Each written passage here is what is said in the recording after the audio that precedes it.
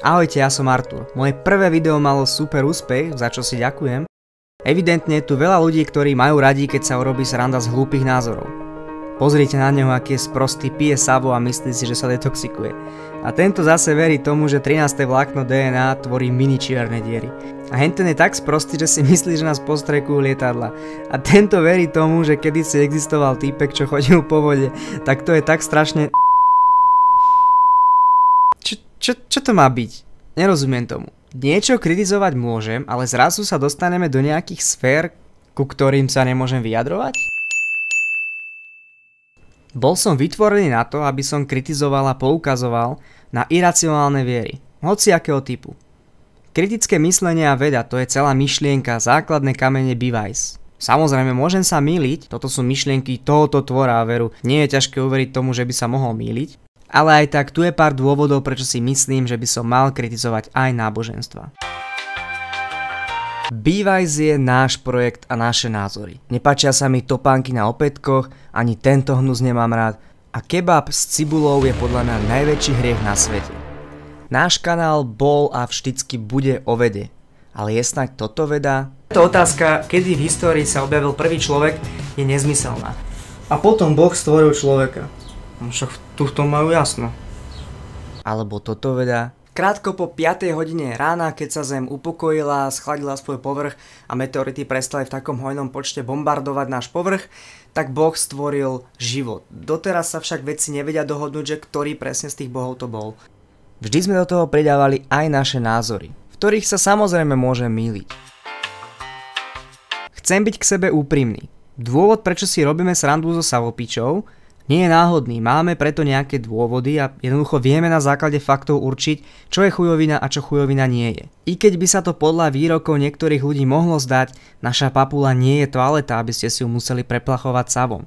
Molekula vody je tvorená 3 atomami a tie len veľmi ťažko vytvoria nejakú pamäť. Jednoducho, čo je chujovina, rozhodujeme na základe faktov. Celý internet si robil prdel z Kačenky, ktorá tvrdila, že je druhý príchod Ježiša.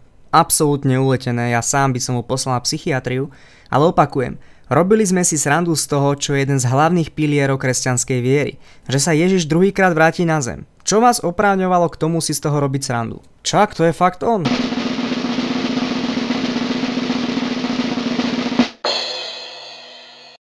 Povedzte mi, čo z týchto vecí je chujovina a na základe čoho ste sa tak rozhodli.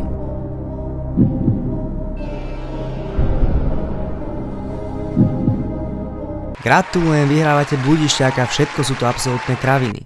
Ale zrazu, keď tým výrokom pridám slovíčko Ježiš, tak to z nich spraví menšiu blbosť. Ako keby mal Ježiš okrem iného super schopnosť spraviť z tvrdenia menšiu debilinu. Prečo máme nezmysly, na ktorých sa smejeme a nezmysly, na ktorých sa smiať nemôžeme? Tomu nechápem. Ale Artur, veď viera je neškodná. At least 60 people are confirmed dead in what is clearly a Paris terror attack. ISIS has claimed responsibility for the bombings in the Belgian capital, which left at least 30 people dead. A to snad nemusím pripomínať inkvizíciu, upaľovanie čarodejníc alebo upaľovanie mnohých pokrokových mysliteľov. Heinrich Himmler, šéf SS, veril tomu, že árijská rasa sa nevyvinula s ostatnými rasami, ale veril tomu, že Árijci zleteli z nebies a boli uchovaní v ľade od počiatku. Bez pochyby totálny magor. Takáto iracionálna viera mu len dovolila ospravedlniť zverstva, ktoré páchal. Rasizmus je podľa mňa len ďalšia iracionálna viera. Ale zrazu pri pive s ním, keby začal presadzovať podobné názory, tak by sme si povedali, to je jeho viera, ktorú musíme rešpektovať. Nie, on patril do blázinca. Ale aj keby náboženská viera bola neškodná, v mnohých prípadoch tomu tak je to dôvod, prečo to nekritizovať? Ak by som ja veril v jednorožcov, čo grcajú zmrzlinu, nikomu tým neuškodím, mám ale čakať, že ma nikto nevysmeje? Verme si, čomu chceme, je to úplne na nás. Naše názory a presvedčenia sú však v bezpečí len v našich hlavách. V momente, ako otvoríme ústa, Mami, a co je to coura? Ja! musíme prijať kritiku a byť na ňu pripravení. Nemôžeme sa skrývať za zástierku náboženského presvedčenia. Nič nie je posvetné a všetko by sa malo kritizovať. A náboženstva si tú kritiku zaslúžia. Ja som Artur a toto je Bivajs.